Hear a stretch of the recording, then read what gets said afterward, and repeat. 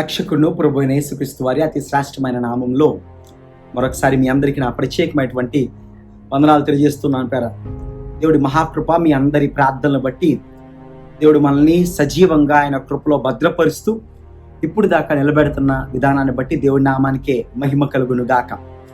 దేవుడి మహాకృప, ఆశ్చర్యకరమైనటువంటి కార్యాలు ప్రభు చేసేటువంటి దేవుడు అనేటువంటి వాస్తవాన్ని మరొకసారి ప్రభు మన జీవితాల్లో, నా జీవితంలో రుజువుపరుచుకుంటూ వచ్చారు. దానికి మీ అందరి ప్రార్థనలే నిజమైనటువంటి సాక్ష్యం ప్రేరణ. కాబట్టి మరొకసారి సంఘ బిడ్డలకి, ప్రార్థన చేసినటువంటి దేవుడి సేవకులకి నా ప్రత్యేకమైనటువంటి వందనాల్ని నేను తెలియజేస్తున్నాను. ఈ అంచె దినాల్లో, ఈ ఆఖరి దినాల్లో సూచనలతో కూడుకున్నటువంటి అనేకమైన సందర్భాలు, అనేకమైన విషయాల్ని మనం ఎదుర్కొంటున్నటువంటి, చూస్తున్నటువంటి, అనుభవిస్తున్నటువంటి ఈ దినాల్లో దేవుడి యొక్క వాక్యం చెప్పేటువంటి కొన్ని ప్రాముఖ్యమైన మాటల్ని మనందరము కూడా కలిసి ధ్యానించుకుంటూ వస్తున్నాం గడిచిన దినాల్లో. దానియేలు గ్రంథము 12వ అధ్యాయంలో రాయబడినటువంటి కొన్ని వాక్య భాగాన్ని మనం గడిచిన దినాల్లో చదువుకోవడానికి ఇష్టపడ్డాం. దానియేలు గ్రంథము 12వ అధ్యాయము మొదటి 3 వచనాల్లో రాయబడినటువంటి వాక్య భాగాన్ని మనం చదువుకోవడానికి ఇష్టపడ్డాం. మరొకసారి అదే వాక్య భాగాలు మీకోసం చదవాలని చెప్పి నేను ఆశపడుతున్నాను. దయచేసి మీ దగ్గర బైబిల్ గ్రంథాలు ఉన్నట్లయితే దానియేలు గ్రంథము 12వ అధ్యాయం మొదటి 3 వచనాలు. ఆ కాలమందు నీ జనుల పక్షమున నిలుచినట్టి మహా అధిపత్యకు మికాయేలు వచ్చును. అప్పుడు నీ జనులు రాజ్యముగా కూడిన కాలం మొదలుకొని ఈ కాలం వరకు ఎన్నటికి నీ కలుగునంత ఆపదలు కలుగును. అయితే నీ జనుల్లో గ్రంథమందు దాఖలైన వారెవరో వారు తప్పించుకొందురు. మరియు సమాధుల్లో నిద్రించు అనేకులు మేలుకొనెదరు. కొందరు నిత్య జీవమును అనుభవించుటకును, కొందరు నిందల పాలగుటకును, నిత్యముగా హేములగుటకును మేలుకొందురు. బుద్ధిమంతులైతే ఆకాశమండంలోని జ్యోతులను పోలేవారై ప్రకాశించెదరు. నీతి మార్గమును అనుసరించి నడుచుకున్నట్లు ఎవరు అనేకులను త్రిప్పుదురో వారు నక్షత్రముల వరే నిరంతరమును ప్రకాశించెదరు. దేవుడి మాటను దీవించునుగాక. గడిచిన దినాల్లో పేర ఇదే వాక్య భాగం యొక్క సందర్భాన్ని మనం జ్ఞాపకం చేసుకోవడానికి ప్రయత్నం చేశాం. పేర ప్రస్తుతము మనం ఎదుర్కొంటున్నటువంటి అనేకమైనటువంటి విపత్తుల్ని, అనేకమైన ఉపద్రవాల్ని, అనేకమైనటువంటి ఆటంకాల్ని, ప్రపంచమంతా ఎప్పుడు ఎన్నడూ చూడనటువంటి శ్రమల్ని ఎదుర్కొంటున్నటువంటి ఈ పరిస్థితుల్లో అనేక మంది దేవుడి బిడ్డలకి, అనేకమైనటువంటి భక్తులకి, అనేకమైన భక్తి పరులకి వస్తున్నటువంటి ప్రశ్న ఏంటండి అంటే, మనం నిజంగా అంచె దినాల్లో ఉన్నామా? మనం నిజంగా ఆఖరి దినాల్లోంచి వెళ్తూ ఉన్నామా? ఈ ప్రపంచానికి అంతం అనేటువంటిది రాబోతూ ఉందా? ఈ సృష్టి అంతా కూడా లయమైపోయేటువంటి దినము ఒకటి దగ్గర పడిందా అనేటువంటి అనేకమైనటువంటి ప్రశ్నలు భక్తి పరులైనటువంటి ప్రార్థనా పరులైనటువంటి మనుషుల యొక్క మనసులో మెదలటం మనం గమనిస్తున్నాం. అయితే అనేకమైనటువంటి ప్రశ్నలు మనల్ని ముడుతూ ఉండగా కొన్ని ప్రాముఖ్యమైనటువంటి సూచనల్ని, కొన్ని ప్రాముఖ్యమైనటువంటి విషయాల్ని మనం దేవుడి యొక్క వాక్యంతో పోల్చి సరిచూసి నేర్చుకోవాలని చెప్పి నేను ఆశపడుతున్నాను. సో కాబట్టి ఈ వాక్య భాగం దగ్గరికి మేము తీసుకువెళ్ళాలని చెప్పి ఇష్టపడ్డాను. గడిచిన దినాల్లో మనం దానియేలు గ్రంథం యొక్క సందర్భాన్ని జ్ఞాపకం చేసుకోవడానికి ప్రయత్నం చేశాం.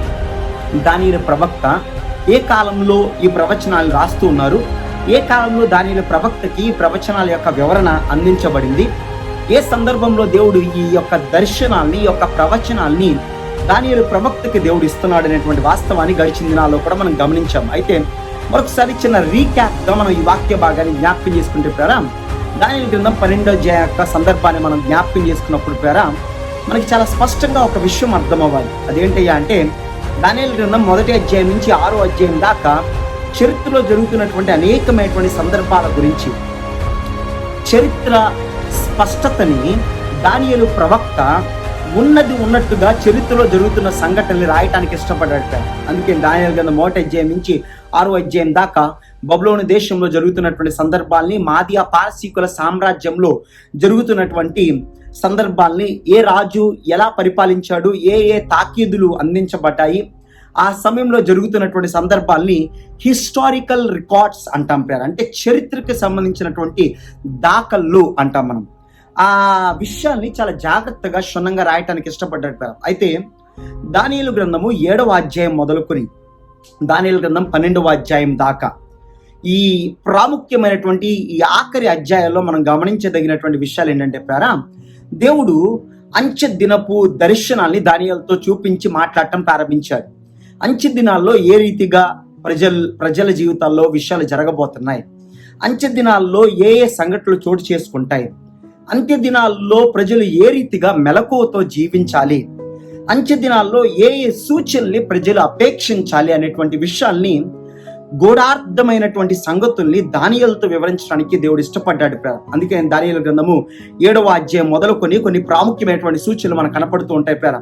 7వ అధ్యాయంలో 4 జీవుల దర్శనాన్ని దేవుడు మాట్లాడుతుంటాడు. ఈ 4 జీవుల దర్శనాన్ని దేవుడు బబులోను రాజ్యంతో పోల్చాడు, 5వ శతాబ్దంలో వచ్చినటువంటి. దాని తర్వాత మాదియా పారసీకుల సామ్రాజ్యంతో దేవుడు పోల్చాడు 4వ శతాబ్దము. దాని తర్వాత గ్రేకీయుల సామ్రాజ్యంతో పోల్చాడు, the empire of Greek, Alexander the great చక్రవర్తి పరిపాలించినటువంటి ఆ గ్రీకీయుల సామ్రాజ్యంతో పోల్చాడు. దాని తర్వాత రోమియుల సామ్రాజ్యంతో పోల్చాడు. సో కాబట్టి 4 ప్రాముఖ్యమైన వింతైనటువంటి జీవులు 7వ అధ్యాయంలోను మరియు 8వ అధ్యాయంలో 2 క్రూరమైనటువంటి జీవుల గురించి దేవుడు మాట్లాడతాడు. అయితే 9వ అధ్యాయంలో గూఢార్థంతో కూడుకున్నటువంటి దర్శనాలను అర్థం చేసుకోవడానికి దానియేలు 21 రోజులు ఉపవాసం ఉండి ప్రార్థన చేయాల్సి వచ్చింది. 85 ఏళ్ల వయసు కలిగినటువంటి దానియేలు దేవుడి సందులోకి వచ్చి ఉపవాసం ఉండి 21 రోజులు కన్నీళ్లు కారుస్తూ గ్రంథాలని తెరిచి, దేవుడి యొక్క వాక్యాన్ని తెరిచి రాయబడినటువంటి విషయాన్ని అర్థం చేసుకోవడానికి ప్రయత్నం చేస్తున్నాడు. జ్ఞాపకం చేసుకోండి, దేవుడు గూఢమైనటువంటి సంగతుల్ని తెలియజేసేటువంటి వాడు. అనాది కాలం నుంచి అనాది కాలం వరకు కూడా ఆయన గూఢమైనటువంటి సంగతుల్ని, జ్ఞానాన్ని తన ప్రజలకు అందించి జరిగేవి జరగబోయేవి తన ప్రజలతో మాట్లాడి తెలియజేసేటువంటి దేవుడు అనేటువంటి వాస్తవాన్ని ఎంతో స్పష్టంగా తన ప్రజలతో దేవుడు చెప్తూ వచ్చాడు. అదే విషయాన్ని దేవుడు జ్ఞాపకం చేస్తున్నాడు మరొకసారి. అంత మాత్రమే కాదు కానీ 10వ అధ్యాయం దగ్గరికి వచ్చేసరికి దేవుడు ధవళవర్ణ సింహాసనం మీద కూర్చుండటము, ఆయన ప్రకాశవంతమైనటువంటి తేజో మహిమని దానియేలు చూడటం ప్రారంభిస్తాడు. ఎంత అద్భుతంగా మనకి 10వ అధ్యాయం కనపడుతుందయ్యా అంటే గనక దేవుడు ఎంతో ఆశ్చర్యకరమైనటువంటి దర్శనాలు దానియేలుతో చూపించి మాట్లాడటం ప్రారంభించాడు. 11వ అధ్యాయాన్ని చాలా జాగ్రత్తగా మనం చదువుకోవాలి. ఎందుకంటే 11వ అధ్యాయంలో తూర్పు, పడమర, ఉత్తరం, దక్షిణం అనేటువంటి 4 దిక్కులకి అలెగ్జాండర్ ది గ్రేట్ సామ్రాజ్యం విడిపోవటము, మరియు ఉత్తరానికి దక్షిణానికి భయంకరమైనటువంటి యుద్ధము జరగటము, ఆ యుద్ధంలో నుంచి బయటపడిన తర్వాత ఆఖరి దినాల్లో అంత్యక్రీస్తు యొక్క పరిపాలన ఏ రీతిగా ఉండబోతుంది, అంత్యక్రీస్తు ఏ రీతిగా తన ప్రజల మీదకి దండెత్తబోతున్నాడు, అంత్యక్రీస్తు ఏ రీతిగా ప్రజల్ని హింసిస్తాడు, అంత్యక్రీస్తు దినాల్లో జరిగేటువంటి కొన్ని సూచనల్ని 11వ అధ్యాయం 35వ వచనం నుంచి 11వ అధ్యాయం 45వ వచనం దాకా రాయటానికి ఇష్టపడ్డాడు పేర. మనం చదువుకున్న వాక్య భాగం పేర 12వ అధ్యాయం. గడిచిన దినాల్లో మనం చూసినటువంటి ఒక ప్రాముఖ్యమైనటువంటి మాట ఏంటంటే, అంచె దినాల్లో మొట్టమొదటి సూచన దేవుడు చూపిస్తున్నటువంటి సూచన ఏంటంటే ప్రత్యేకమైనటువంటి బాధలు అనేటువంటి సూచన అని మనం గమనించాం. నిజమే, మానవుడికి కావాల్సిన ఈ రోజుల్లో పేర నిరీక్షణ. ఆ మాట మర్చిపోద్దు పేర. ఈరోజు నీ కుటుంబంలో నీకు నిరీక్షణ కావాలి, మన జీవితాల్లో మనకు నిరీక్షణ కావాలి, మన వ్యక్తిగత జీవితాల్లో మనకు నిరీక్షణ కావాలి, మన పనుల్లో మనకు నిరీక్షణ కావాలి, మన ఉద్యోగాల్లో మనకు నిరీక్షణ కావాలి, మన ఇల్లు గడవాలంటే మనకు నిరీక్షణ కావాలి, మన కుటుంబాలు బాగుపడాలంటే మనకు నిరీక్షణ కావాలి, మీ దాంపత్య జీవితం వర్ధిల్లాలంటే మీకు నిరీక్షణ కావాలి. రేపు ఏం జరుగుతుందో తెలియనటువంటి ఈ భయంకరమైనటువంటి లోకంలో, రేపు ఏ రీతిగా ఉండబోతుందో తెలియనటువంటి ఈ విపత్తుతో కూడుకున్నటువంటి ఈ పరిస్థితుల్లో ప్రతి మానవుడికి కావాల్సింది ఏంటయ్యా అంటే గనక నిరీక్షణ. అందుకే అపోజినటువంటి పౌలు పేర 1 కొరింథీయులకు రాసిన పత్రిక 13వ అధ్యాయంలో చాలా స్పష్టంగా చెప్పాడు. అందుకనే ప్రేమ, విశ్వాసము, నిరీక్షణ ఈ మూడే అంతం వరకు నిలుస్తాయి అనేటువంటి వాస్తవాన్ని అపోజినటువంటి పౌలు 1 కొరింథీయులకు రాసిన పత్రిక 13వ అధ్యాయంలో చాలా స్పష్టంగా తెలియచేయడానికి ఇష్టపడ్డాడు పేర. జాగ్రత్తగా గమనిద్దాం. ఈరోజు మన జీవితాల్లోకి ఈ అంచె దినాల యొక్క సూచనలు నిరీక్షణని తీసుకురావాలి, విశ్వాసాన్ని తీసుకురావాలి, నిన్ను మరింతగా విశ్వాసంలో బలపరచాలి, నిన్ను మరింతగా విశ్వాసంలో నిలబెట్టాలనేటువంటి ప్రాముఖ్యమైనటువంటి ప్రార్థనతో నేను ఈ మాటలు మీతో పంచుకోవడానికి ఇష్టపడ్డాను పేర. సో కాబట్టి మనం చదువుకున్న వాక్య భాగం దగ్గరికి వచ్చినట్లయితే మొదటి వచనాన్ని చదువుతున్నాను పేర. 12వ అధ్యాయం 1వ వచనం చదువుతున్నాను పేర. ఆ కాలమందు నీ జనుల పక్షమున నిలిచినట్టి ఆ కాలమందు. మనకి దానియేలు గ్రంథం 12వ అధ్యాయంలో మొట్టమొదటిగా అర్థం చేసుకోవాల్సినటువంటి విషయం ఆ కాలమందు అనేటువంటి మాట అని చెప్పి గడిచిన దినాల్లో కూడా మీకు జ్ఞాపకం చేశాను పేరు. ఆ కాలమందు అనగానే ఏ కాలమందు అనేటువంటి మాటని దానియేలు గ్రంథం 11వ అధ్యాయం ఈ వాక్యానికి ముందు జరుగుతున్నటువంటి సందర్భంతో మనం అర్థం చేసుకోగలం పేరు.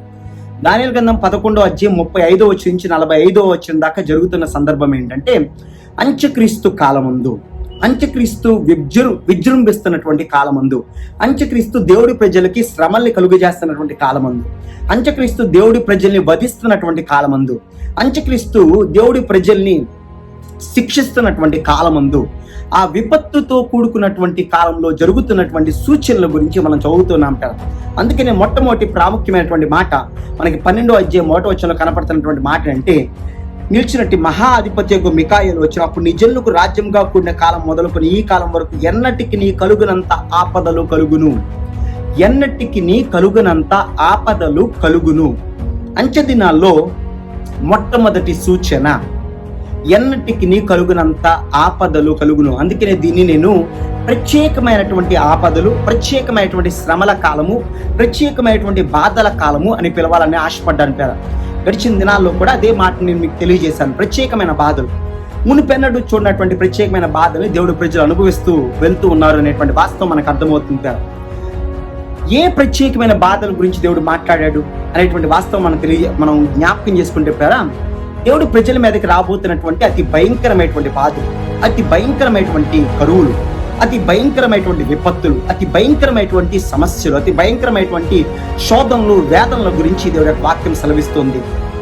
ఇలాంటి భయంకరమైనటువంటి విపత్తుల కాలాలను గురించి చాలా స్పష్టంగా వివరిస్తూ ఇర్మియా గ్రంథకర్త అంటాడు పేర, యాకోబు కాలంలో వచ్చేటువంటి శ్రమ అని మాట్లాడతాడు. యాకోబు యొక్క శ్రమ అని ప్రస్తావించడానికి ఇష్టపడ్డాడు.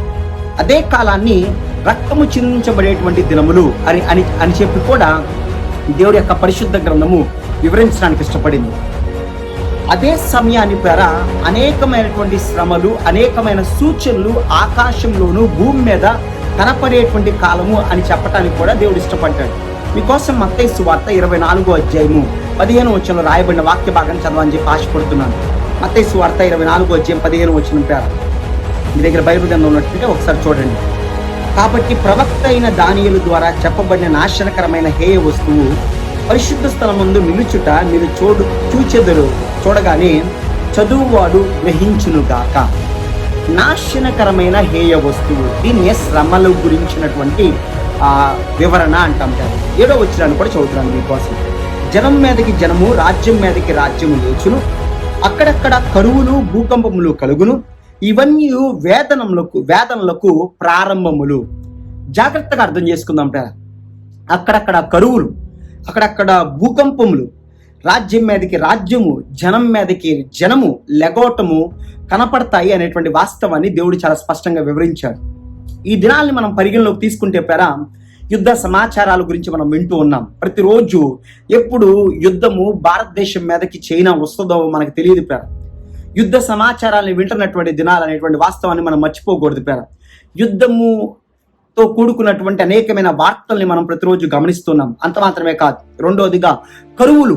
మీరు గమనించలేదో రీసెంట్ గా ఢిల్లీ మహానగరంలో జరిగినటువంటి సంఘటన ఏంటయ్యా అంటే కనుక, తినటానికి తిండి లేక ఆ ప్రాంతంలో ఉన్నటువంటి అనేక మంది పేదవాళ్ళు అనేక బహిరంగంగా పెట్టబడినటువంటి అనేక షాపుల దగ్గరికి వచ్చి ఆహార పదార్థాలని దొంగతనంగా తీసుకువెళ్ళిపోయేటువంటి పరిస్థితిలోకి వెళ్ళిపోయాం. గమనిద్దాం ఆకలి రాజ్యాలు, ఆకలితో మిటమిటలాడుతున్నటువంటి దినాల్లో మనం ఉన్నాం. కరువు తాండవిస్తున్నటువంటి దినాల్లో మనం ఉన్నాం అనేటువంటి వాస్తవం ప్రత్యేకంగా చెప్పక్కర్లేదు అనేక మంది ఆత్మహత్యలు చేసుకుంటున్నటువంటి దినాలు, నిరీక్షణ కోల్పోతున్నటువంటి దినాల్లో నుంచి మనం వెళ్తూ ఉన్నాం అనేటువంటి సంఘటన మీతో చాలా స్పష్టంగా జ్ఞాపకం చేయడానికి ఇష్టపడ్డాను కరువులు మనకు కనపడుతున్నాయి, భూకంపాలు మనకు కనపడుతున్నాయి, తుఫాన్లు మనకు కనపడుతున్నాయి.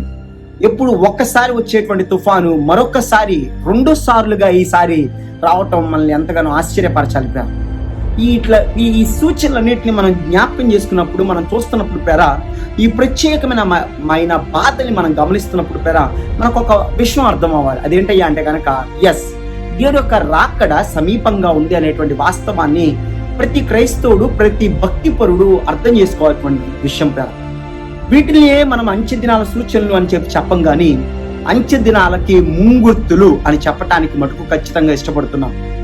ఆఖరి దినాలకి, అంచె దినాలకి ముందుగా చూపించేటువంటి గుర్తులు, ముందుగా దేవుడు చూపించేటువంటి సూచనలు. అందుకనే ఇవన్నీ కూడా ప్రారంభములు అని వాక్యం సెలవిస్తుంది. సో కాబట్టి ఆ సూచనని దేవుడు ప్రారంభముగా ఎంచాడు, ప్రారంభంగా మనతో చూపించాలని చెప్పి ఇష్టపడ్డాడు. అందుకనే మొట్టమొదటిగా మీతో చూపించినటువంటి మాట ఏంటయ్యా అంటే కనుక, ప్రత్యేకమైనటువంటి బాధలు కలిగేటువంటి దినాలు, ప్రత్యేకమైనటువంటి శోధనలు కలుగుతున్నటువంటి దినాలు. నిజమే మీరు గమనించినట్లయితే మునుపెన్నడూ జరగనటువంటి అతి భయంకరమైనటువంటి పరిస్థితి ఏంటయ్యా అంటే, భారతదేశంలో ఉన్నటువంటి పంట పొలాల్ని తినేసేటువంటి మిడతల దండు బయలుదేరింది. రాజస్థాన్ మీదుగా గుజరాత్ పంట పొలాల్ని నాశనం చేస్తూ ఇప్పటికీ అనేకమైన పంట పొలాల్ని నాశనం చేసుకుంటూ వస్తుంది. అందుకనే ఆ కాలాన్ని మనము ప్రత్యేకమైన శ్రమల కాలము అని పిలుచుకుంటూ వస్తూ ఉన్నాం ప్రత్యేకమైన శ్రమల కాలం ఒకటి వస్తూ ఉంది ప్రజలందరి మీదకి అనేటువంటి వాస్తవాన్ని వేద గ్రంథమైనటువంటి దేవుడి యొక్క వాక్యము చాలా స్పష్టంగా వివరించేటువంటి ప్రత్యేకమైనటువంటి విషయం ఆ మాట మర్చిపోవద్దు. సో కాబట్టి ఈ ప్రత్యేకమైనటువంటి శ్రమల్ని, ఆ ప్రత్యేకమైనటువంటి శ్రమలతో మనం ఎంత మాత్రం పోల్చలేము, కానీ ఈ ప్రత్యేకమైనటువంటి శ్రమల్ని ముంగుర్తులుగా చాలా స్పష్టంగా మనం తీసుకోగలం. దేవుడి సన్నిధిలో సిద్ధపాటుతో, ప్రార్థనతో, భక్తితో మనం సిద్ధపరచుకోవటానికి, దేవుడి రాకడ కోసం ఆయత్తపడటానికి, దేవుడి రాకడ సమీపిస్తుండగా ఆ దినము సమీపించే కొలది మరింతగా పరిశుద్ధతలో, మరింతగా నమ్మకత్వంలో, మరింతగా భక్తిలో ఎదగటానికి దేవుడు మనకి సహాయం చేయాలనేటువంటి ఆశ నేను కలిగి ఉన్నాను అందుకనే అన్యాయం చేసేటువంటి వ్యక్తిని అన్యాయము చేయనిమ్ము అంటుంది దేవుడి యొక్క వాక్యం అన్యాయంలోంచి తిరిగి దేవుడి వైపు మళ్ళటానికి దేవుడు మరొక అవకాశాన్ని ఇస్తున్నాడు. ఈ ముంగుర్తుల్ని నీకు నాకు సూచనగా చూపిస్తున్నాడు. కుటుంబంలో కలతల, కుటుంబంలో సమాధానం లేని పరిస్థితుల్లోంచి వెళ్తూ ఉన్నారా? అయితే ఈ అంచె దినాల్లో మనస్పర్ధాలని, ఈ అంచె దినాల్లో అసమాధానకరమైనటువంటి విషయాల్ని మన కుటుంబాల్లోంచి పక్కన పెట్టి దేవుడి వైపు తిరగటానికి ప్రభు మనకి సహాయం చేయని చెప్పి నేను ఆశపడుతున్నాను సో కాబట్టి మొట్టమొదటి సూచన ప్రత్యేకమైనటువంటి శ్రమలు అనేటువంటి వాస్తవాన్ని వాక్యం సెలవిస్తుంది. రెండవ సూచన దేవుడి యొక్క వాక్యంలోంచి నేను అదే వాక్యంలోంచి మనం జాగ్రత్తగా చదువుకోవడానికి ఇష్టపడదాం. రండి దానియేలు గ్రంథము 12వ అధ్యాయం 1వ వచనాన్ని చదువుతున్నాను. ఆ కాలం మందు నీ జనుల పక్షంన నిలిచినట్టి మహా అధిపతియగు మికాయేలు వచ్చును. మొట్టమొదటిగా ప్రత్యేకమైనటువంటి శ్రమలు వస్తున్నాయి, నిజమే. రెండవదిగా ప్రత్యేకమైనటువంటి తిరుగుబాటు అనేటువంటి వాస్తవాన్ని కూడా మనకి ఆ వాక్య భాగం జ్ఞాపకం చేస్తుంది, వివరిస్తుంది. మనం గమనిస్తే ఇంతకీ దేవుడి బిడ్డల మీదకి శ్రమలు వచ్చినప్పుడు దేవుడి బిడ్డల పక్షముగా నిలబడే వ్యక్తి ఎవరన్నా ఉన్నారా? ఆ కాలంలో దేవుడి బిడ్డల పక్షముగా వాదించటానికి, వ్యాజ్యమాడటానికి, పోరాడటానికి, దేవుడి బిడ్డల పక్షముగా యుద్ధము చేయటానికి ఏ వ్యక్తి అయినా కనపడతాడా ఆ శ్రమల కాలంలో అనేటువంటి వాస్తవాన్ని మనం చదువుకుంటే, దానియేలు ప్రవక్తతో దేవుడు ఇచ్చినటువంటి గూఢార్థమైనటువంటి దర్శనంలో ఒక వాస్తవాన్ని వివరించాడు. ఆ వాస్తవమే మనం చదువుకుంటున్నాం. ఆ కాలమందు నీ జనుల పక్షంలో నిలిచినట్టి మహా అధిపతి యొక్క మికాయేలు వచ్చెను. దేవుడి యొక్క వాక్యంలో చెప్తున్నటువంటి మాట, ఆ ప్రత్యేకమైన శ్రమల కాలంలో ప్రత్యేకంగా ఎదిరించే వ్యక్తి ఒక ఆయన ఉన్నాడు. ఆయనే ఆ వ్యక్తి పేరే మికాయేలు దూత అనేటువంటి వాస్తవాన్ని మనకి వాక్యం పరిచయం చేస్తుంది. జాగ్రత్తగా గమనించండి.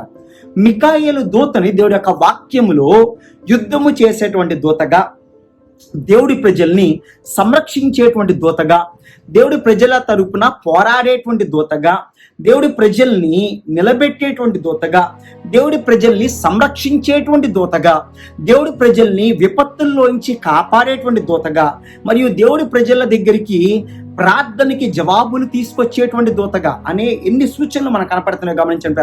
అందుకనే ప్రకటన గ్రంథం 13వ అధ్యాయము 12వ అధ్యాయం మనం చదివినప్పుడు మికాయేలు దూత యొక్క వివరణ ఏ రీతిగా ఉంటదయ్యా అంటే గనక, ఆకాశంలో జరిగినటువంటి భయంకరమైనటువంటి యుద్ధములో అపవాదితో, అంటే మన విరోధి అయిన సాతానుతో పోరాడింది ఎవరో తెలుసా? మికాయేలు దూత పేర. అదే వాస్తవాన్ని మనం దానియేలు గ్రంథం గమనించినప్పుడు దానియేలు గ్రంథము 9వ అధ్యాయంలో దానియేలు 21 రోజులు ఉపవాస ప్రార్థన చేయటానికి ఇష్టపడతాడు. దానియేలు యొక్క ప్రార్థనకి జవాబు కూడా మికాయేలు దూత తీసుకొచ్చినటువంటి సందర్భం మనకి దానియేలు గ్రంథం 9వ అధ్యాయంలో చాలా స్పష్టంగా అర్థమవుతుంది. గమనిద్దాం. దానియేలు గ్రంథం 10వ అధ్యాయం మనం చదువుకుంటే 13వ వచనంలో, పారసీకుల రాజ్యాధిపతి 21 దినములు నన్ను ఎదిరించెను. ఇంకా పారసీకుల రాజుల సముఖమున నేను నిలుచుండగా ప్రధానాధిపతుల్లో మికాయేలును ఒకడు నాకు సహాయము చేయ వచ్చెను. ప్రత్యేకమైనటువంటి శ్రమల కాలం మనం గమనించాం. మొట్టమొదటిగా అంచె దినాల సూచనలో అంత మాత్రమే కాదు, కానీ అంచె దినాల్లో రెండవ సూచన ఏంటయ్యా అంటే ప్రత్యేకంగా సహాయం చేసే వ్యక్తి, ప్రత్యేకంగా ఎదిరించే వ్యక్తి, ప్రత్యేకంగా విమోచించే వ్యక్తి కూడా ఉంటాడు అనేటువంటి వాస్తవాన్ని వాక్యం సెలవిస్తుంది. గమనిద్దాం. భయంకరమైనటువంటి శ్రమలు విస్తరించినప్పుడు, భయంకరమైనటువంటి శ్రమలు విస్తరించడానికి ముంగుర్తుగా లేచినప్పుడు, ఆ శ్రమలు విస్తరించిన పరిస్థితుల్లో కూడా ప్రత్యేకంగా విడిపించే వ్యక్తి ఖచ్చితంగా దేవుడి చేత పంపించబడతాడనేటువంటి వాస్తవాన్ని మర్చిపోదు. ఈరోజు కరువుతో ఉన్నావేమో, ఈరోజు కష్టంతో ఉన్నావేమో, ఈరోజు నీ ఇంట్లో శోధన ఉందేమో, ఈరోజు శ్రమతో నీ కుటుంబంలో ఉన్నావేమో, ఈ భయంకరమైనటువంటి విపత్తుల్లో ఏంటి నా జీవితంలో జరగబోతున్నటువంటి పరిస్థితి, అసలు నేను విడుదల పొందుకుంటానా, మేము తిరిగి పోషించబడతామా, మా అప్పులు తీరతాయా, మా రుణ బాధల నుంచి బయటపడగలమా, మా కుటుంబానికి నిరీక్షణ లేదు, చేతిలో చూస్తే ₹1 లేదు, అయ్యో కుటుంబాన్ని ఎలా పోషించాలి, ఇంట్లో తినడానికి బియ్యం లేదు, ఇల్లు గడవట్లేదే అనేటువంటి పరిస్థితుల్లో నువ్వు ఉన్నావేమో, అనారోగ్యంతో ఉన్నావా, ఇంట్లో కష్టమైనటువంటి పరిస్థితుల్లో ఉన్నావా? అందుకనే ఆఖరి దినాల, ఈ అంచె దినాల ముంగుర్తుల్లో ఉన్నటువంటి మొట్టమొదటి సూచన ప్రత్యేకమైనటువంటి శ్రమలు, ప్రత్యేకమైనటువంటి బాధలు అయితే గనక, రెండో ప్రత్యేకమైనటువంటి సూచన మనకు అదే వాక్య భాగంలో దానియేలు గ్రంథకర్త వివరిస్తున్నాడు. ఆ కాలం ముందు నీ ప్రజల పక్షంగా నిలుచునట్టి ప్రధాన దూత అయినటువంటి మికాయేలు. నిజమే, ఆయన్ని సహాయం చేసేటువంటి దూతగా దేవుడు తన ప్రజల యొద్దకు పంపించాడు. దేవుడి ప్రజల్ని విడిపించేటువంటి దూతగా, దేవుడి ప్రజల పక్షముగా నిలబడేటువంటి దూతగా దేవుడు మికాయేలుని పంపించినట్లుగా వాక్యం తెలియజేస్తుంది. అందుకనే రెండవ ప్రాముఖ్యమైనటువంటి మాట ప్రత్యేకమైనటువంటి ఎదిరింపు అన్నాను. ఖచ్చితంగా దేవుడి ప్రజల పక్షముగా నిలబడేటువంటి వ్యక్తి శ్రమల దినాల్లో ఉంటాడనేటువంటి వాస్తవం మనకి ఈరోజు నిరీక్షణ తీసుకురావాలి.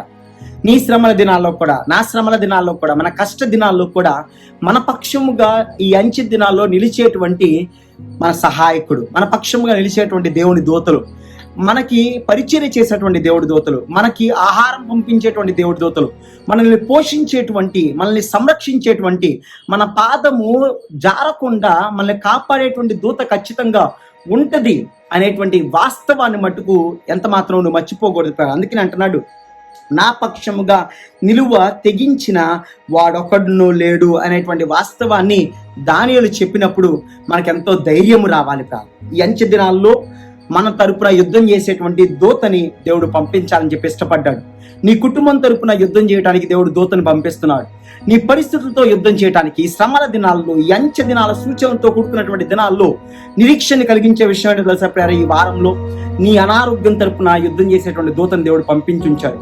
నీ కష్టం తరపున యుద్ధం చేసేటువంటి దూతని దేవుడు పంపించుంచాడు. నీ శ్రమ తరపున యుద్ధం చేసే దూతని దేవుడు పంపించుంచాడు. నీ బాధ తరపున యుద్ధం చేసేటువంటి దూతని దేవుడు పంపించుంచాడు.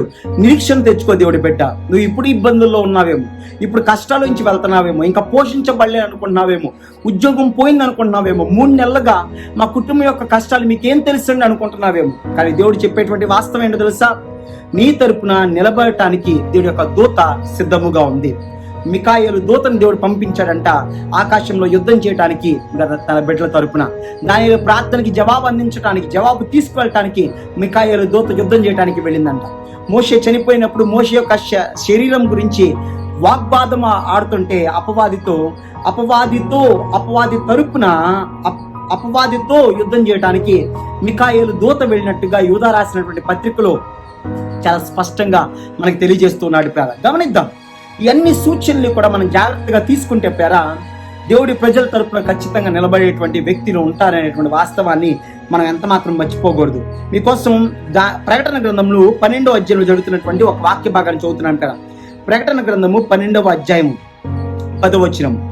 మరియు ఒక గొప్ప స్వరము పరలోకమందు ఇలాగూ చెప్పుట వింటిని, రాత్రింబగళ్ళు మన దేవుని ఎదుట మన సహోదరుల మీద నేరం మోపువాడైన అపవాది పడద్రోయబడి ఉన్నాడు. అండర్లైన్ చేసుకోవాల్సినటువంటి మాట. ప్రకటన గ్రంథం 12వ అధ్యాయం 10వ వచనంలో చెప్తున్నాడు, పడద్రోయబడి ఉన్నాడు. దేవుడి బిడ్డలారా, ధైర్యం తెచ్చుకోండి. ఈ వారం దేవుడి బిడ్డలారా, నిరీక్షణ కలిగి ఉండండి. దేవుడి బిడ్డలారా, దేవుడి వైపు మీకు అందృష్టి ఉంచండి. ఎందుకు తెలుసా? మీ తరపున నిలవబడేటువంటి వ్యక్తి ఎవరు లేరు కాబట్టి, మీ తరపున యుద్ధం చేయడానికి దేవుడు నిలబడటానికి ఇష్టపడుతున్నాడు కాబట్టి. అందుకని ప్రత్యేకమైన శ్రమలు మొదటి సూచన, రెండవదిగా ప్రత్యేకంగా ఎదిరించేటువంటి వ్యక్తి రెండవ సూచన. మూడవ సూచన కూడా మనం అదే వాక్య భాగంలోంచి జ్ఞాపకం చేసుకోవడానికి ప్రయత్నం చేద్దాం. దానియేలు గ్రంథము 12వ అధ్యాయము మొదటి వచనం చదువుతున్నాను పేరా. దానియేలు గ్రంథం 12వ అధ్యాయము మొదటి వచనం పేరా. ఆ కాలమందు నీ జనుల పక్షంలో నిలిచినట్టి మహాధిపత్యగు మికాయేలు వచ్చును. అప్పుడు నీ జనులు రాజ్యముగా కూడిన కాలం మొదలుకొని ఈ కాలం వరకు ఎన్నటికి కలుగునంత ఆపద కలుగును. అయితే నీ జనుల్లో గ్రంథములో దాకైన వారెవరు వారు తప్పించు కొందరు. జాగ్రత్తగా మనం గమనిస్తే ఆ మొదటి వచనంలో చెప్తున్నటువంటి మాట, వారు ఏమవుతారంటండి? వారు ఖచ్చితంగా తప్పించుకుంటారు. అందుకనే నేను ఆ మూడవ మాటని ఇదే వాక్య భాగంలో నుంచి వారు తప్పించుకొందురు అన్న పదాన్ని మనం జ్ఞాపకం చేసుకుంటే, మూడవ సూచన దేవుడు తన ప్రజలకు చూపించాలనుకుంటున్నటువంటి మాట. అంచె దినాలలో మూడవ సూచన ఏంటో తెలుసా? ప్రత్యేకమైనటువంటి విడుదల, ప్రత్యేకమైన శ్రమలు, ప్రత్యేకమైనటువంటి ఎదిరించే వ్యక్తి, ప్రత్యేకంగా సంరక్షించే వ్యక్తి, ప్రత్యేకమైన విమోచకుడు మనకు కనపడుతున్నాడు. మూడవదిగా ప్రత్యేకమైన విడుదల కూడా మనకు కనపడుతుంది. దేవుడు తన బిడ్డల తరపున తన బిడ్డలకి వేసినటువంటి ప్రణాళిక ఎంత గొప్పదో గమనించండి. ఎంత భయంకరమైనటువంటి శ్రమలోంచి దేవుడి బిడ్డలు వెళ్ళినప్పటికీ కూడా ప్రత్యేకమైన విమోచన ఎప్పటికప్పుడు ఉంటుంది అనేటువంటి వాస్తవం మనం మర్చిపోకూడదు. ఇదే దానియేలు గ్రంథకర్త మనకు ఆ మాటను తెలియజేయడానికి ఎంతగా ఇష్టపడ్డాడు.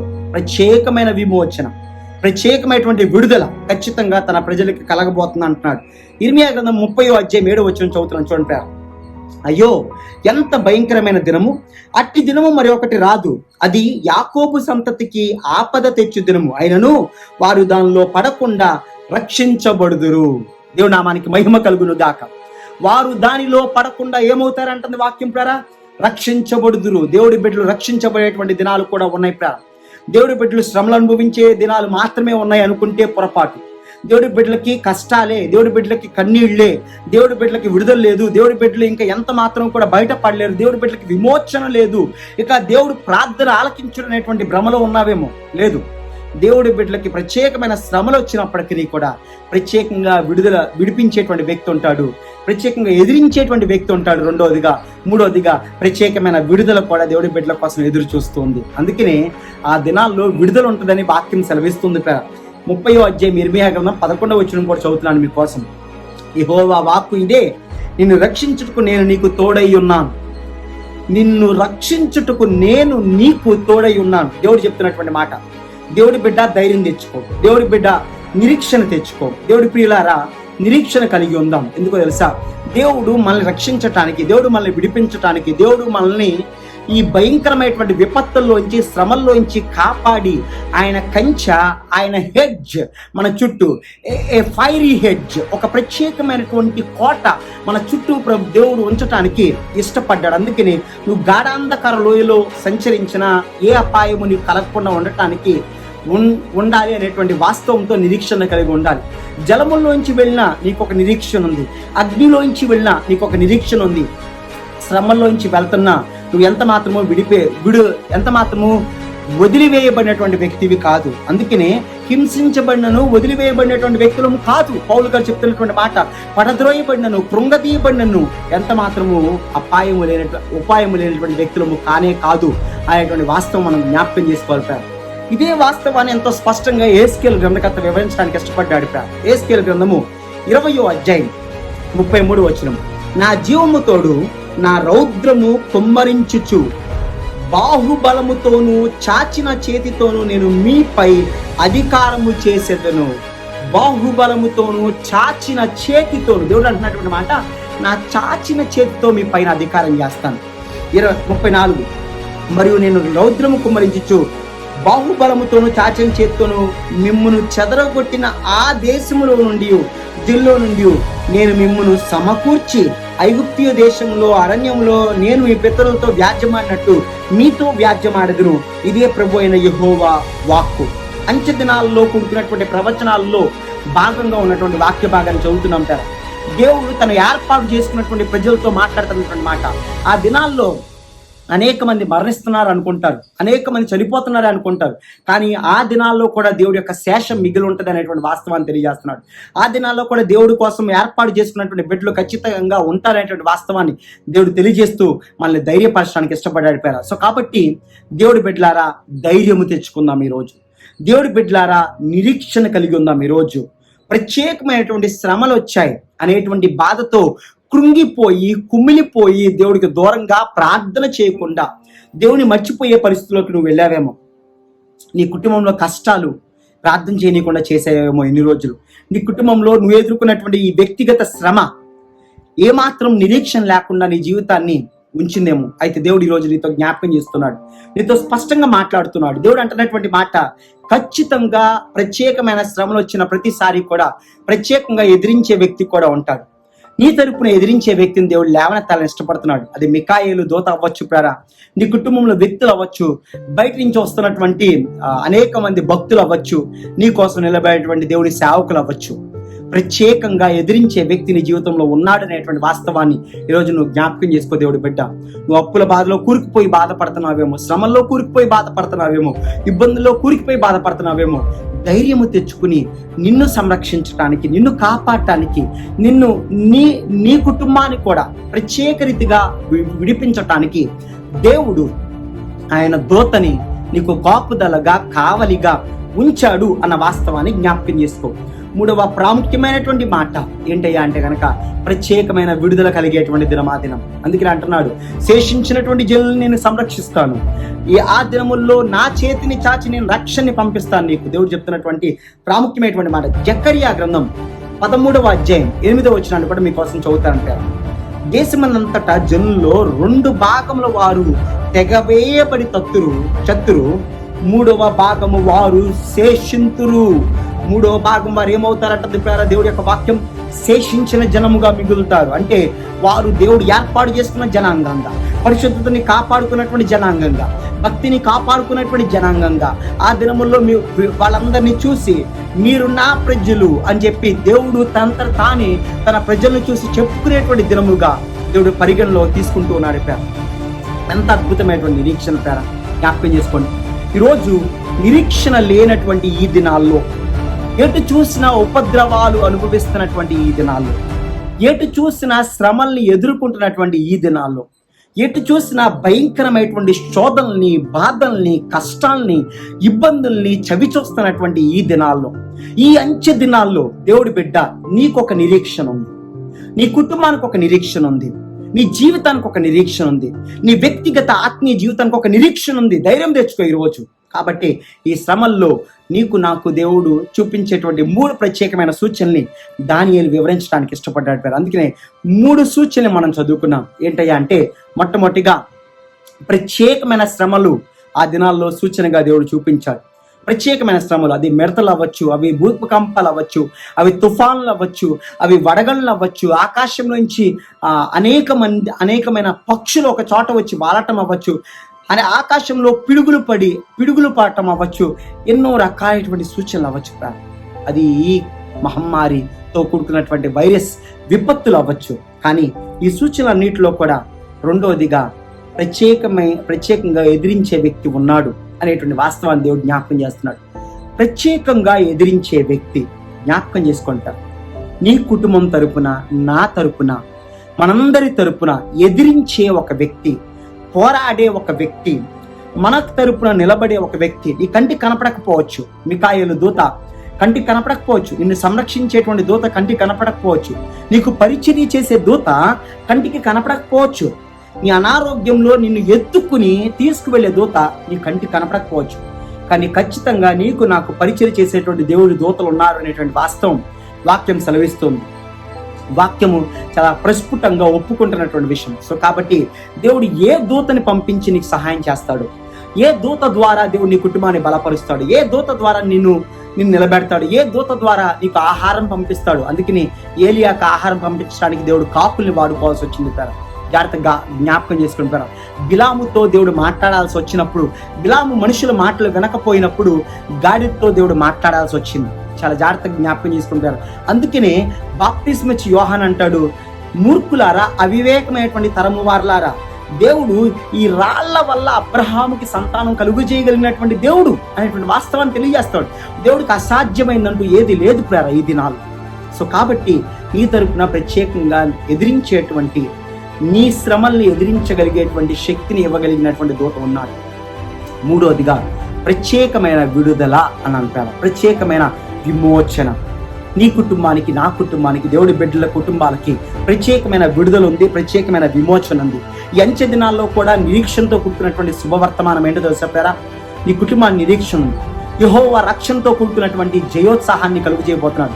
శేషించిన తన ప్రజల్ని, అంటే మిగిలిన తన ప్రజల్ని పరిశుద్ధమైన జనాంగంగా లేవనెత్తుకోవాలని చెప్పి ఇష్టపడుతున్నాడు. వాళ్ళని నిలబెట్టాలని చెప్పి దేవుడు ఆశపడుతున్నాడు. వాళ్ళ తరపున వాళ్ళతో ముందుకు వాళ్ళని నడిపించాలని చెప్పి ఇష్టపడుతున్నాడు. మలాకీ గ్రంథం 3వ అధ్యాయం 16వ వచనంలో ఈ మాటను మీకు తెలియజేస్తాంటారు. అప్పుడు యెహోవా యందు భయభక్తులు గలవారు ఒకరితో ఒకరు మాట్లాడుకుని చుండగా యెహోవా చెవియొగ్గి ఆలకించును, మరియు యెహోవా యందు భయభక్తులు కలిగి ఆయన నామమును స్మరించుచు ఉండు వారికి జ్ఞాపకార్థముగా ఒక గ్రంథము ఆయన సముఖమయందు రాయబడును. జ్ఞాపకార్థముగా వారి పేర్లు ఆ గ్రంథంలో రాయబడతాయి అంటారు. వాళ్ళని దేవుడు ఎంత మాత్రము మర్చిపోడంట. వాళ్ళు తన ప్రజలుగా ఉంచుకోవటానికి దేవుడు ఇష్టపడుతున్నాడంట. వారు నా ప్రజలని చెప్పుకోవటానికి దేవుడు ఇష్టపడుతున్నాడు అనేటువంటి వాస్తవాన్ని దేవుడే తెలియజేస్తున్నాడు. సో కాబట్టి ఈ ఆదివారం కూడా, ఈ వారంలో కూడా నువ్వు ధైర్యం తెచ్చుకుని దేవుడిని నిరీక్షించాలనేటువంటిదే నా ప్రార్థన. దేవుడు నీకు కృపను చూపించి, అంచె దినాల్లో దేవుడు నీకు నిరీక్షణ ఇచ్చి, ఆయన కృపతో నిన్ను బలపరిచి నిలబెట్టి అనేకమైనటువంటి ఈ సూచనల అంచె దినాల సూచనల దినాల్లో నిరీక్షణని కోల్పోయినటువంటి జీవితాన్ని జీవించే కృప ప్రభు నీకు దయచేయును గాక. ఆమేన్. మీకోసం చిన్న ప్రార్థన చేస్తాను. పరిశుద్ధుడా, జీవం గల దేవా, శక్తి కలిగిన తండ్రి, ఈ ప్రత్యేకమైనటువంటి దినాలని సందులోకి వచ్చి మరొకసారి ఈ అంచె దినాలతో కూడుకున్నటువంటి సూచనలు మేమందరము గమనిస్తూ ఉండగా, మేమందరము చూస్తూ ఉండగా, అనుభవిస్తూ ఉండగా, ఈ ప్రత్యేకమైనటువంటి శ్రమల దినాల్లో, ఈ ప్రత్యేకమైనటువంటి తెగులుతో కూడుకున్నటువంటి దినాల్లో, ఈ ప్రత్యేకమైనటువంటి వైరస్ విపత్తుల్లో, ఈ ప్రత్యేకమైనటువంటి వడగళ్ళతో కూడుకున్నటువంటి దినాల్లో, ఈ శ్రమలతో కూడుకున్నటువంటి అనేకమైన సూచనలు కనపడుతున్నటువంటి దినాల్లో నీ మీద నిరీక్షణ ఉంచాం, నీ మీదే అనుకున్నాం, నీ వైపే చూస్తున్నాం ప్రభువా.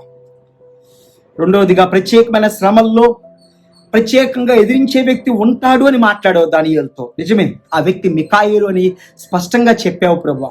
మికాయేలు దూత ఎప్పుడు దేవుడి ప్రజలు విపత్తులోంచి వెళ్ళినప్పటికీ కూడా ప్రజల్ని కాపాడుతూ వచ్చావు. హిజ్కియా విపత్తులో ఉన్నప్పుడు, ఆపదలో ఉన్నప్పుడు రాత్రికి రాత్రే నీ దూతని పంపించి 1,85,000 మంది ప్రజల్ని హతమార్చావు ప్రభు. శత్రు శేషము మిగలకుండా చేశావు. అశూరుల గర్వాన్ని దించావు ప్రభు. నిజమే, నీ ప్రజల తరపున నువ్వు పోరాటానికి సమర్థుడివి. నీ బిడ్డల తరపున నువ్వు పోరాడు. ప్రజల్ని వారి శ్రమల్లోంచి విడిపించు.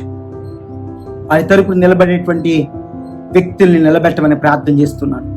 మూడవదిగా, ప్రత్యేకమైన విడుదల ఉంది అని మాట్లాడు. నిజమే ప్రభు, విడుదల కోసం, విమోచన దినం కోసం కనిపెడుతున్నటువంటి దేవుడి బిడ్డలకి ఒక నిరీక్షణ దయచే ప్రభు. అంచె దినాల్లో వచ్చేటువంటి సూచనల గురించి మాట్లాడి ప్రత్యేకమైన విడుదల కూడా నీ ప్రజలకి నువ్వు ఇచ్చావు, నువ్వు ప్రణాళికలో ఉంచావు అనేటువంటి వాస్తవం ఈరోజు మమ్మల్ని అందరినీ ధైర్యపరుస్తుంది.